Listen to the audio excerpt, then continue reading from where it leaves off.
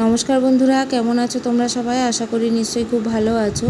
তো আজকে আমি আবার চলে এসেছি তোমাদের সাথে আরও একটা রেসিপি শেয়ার করতে। আসলে নতুন রেসিপি বলবো না, তার কারণ এই ধরনের রেসিপি সচরাচর সবার বাড়িতেই হয়ে থাকে। ঝিঙে আলু পোস্ত করেছিলাম চিংড়ি দিয়ে। তো এই ধরনের রেসিপি তো তোমরা সবাই খেয়েই থাকো, তবুও আমি একটু রান্না করলাম যখন, ভাবলাম ভিডিওটা দিয়ে দিই। তো চলো দেখে নিই কীভাবে আমি রান্নাটা করলাম।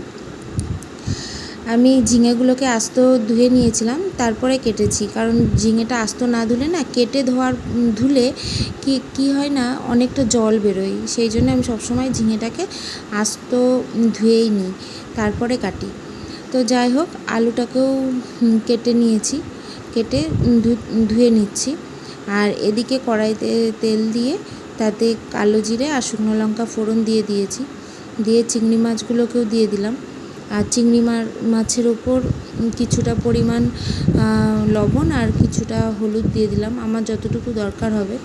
আর যদি পরে আরও দরকার হয় লবণ দেওয়ার, পরে আবার একটু লবণ দিয়ে দেব।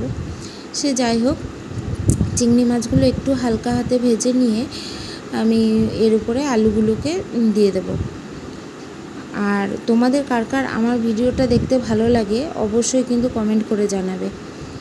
আর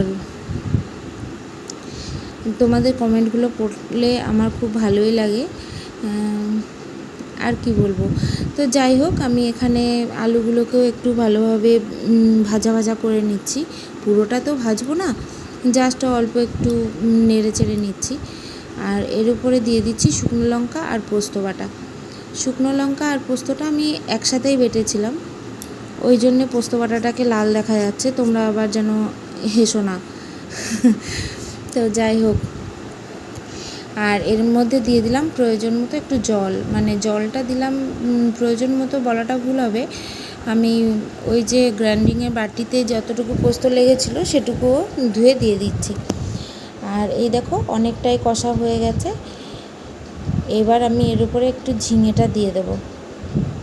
ঝিঙেগুলোকে কেটে রেখেছিলাম, আমি ঝিঙেটাও দিয়ে দিলাম এর উপর। এই দেখো, জল কিন্তু বেরোয়নি, ঠিক আছে?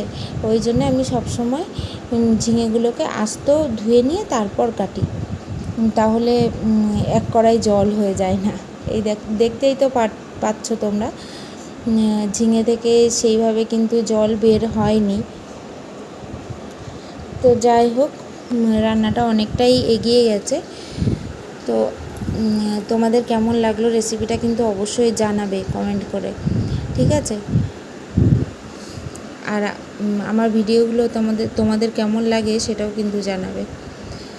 আমার ঝিঙে আলু পোস্তটা অনেকটাই কষা হয়ে গেছে, এবার আমি নামিয়ে নেব। তো আজকের ভিডিওটা এই পর্যন্তই। তোমাদের কেমন লাগলো অবশ্যই জানাবে। আর দেখা হবে পরবর্তী ভিডিওতে। ততক্ষণের জন্যে কী আর বলবো, বাই বলতে বাধ্য। তোমাদের সাথে গল্প করতে ভালো লাগে, তবুও কী আর করবো, সময় তো আর সাথ দেয় না। সেই জন্যেই দেখো আজকে ঝিঙে আলু পোস্তটা কেমন দেখতে হয়েছে, সুন্দর লাগছে না দেখতে? ভালো লাগলে কমেন্টে জানাবে কিন্তু, বারবার করে বলছি, ঠিক আছে? তো আজকের মতন এখানেই রাখছি, বাই।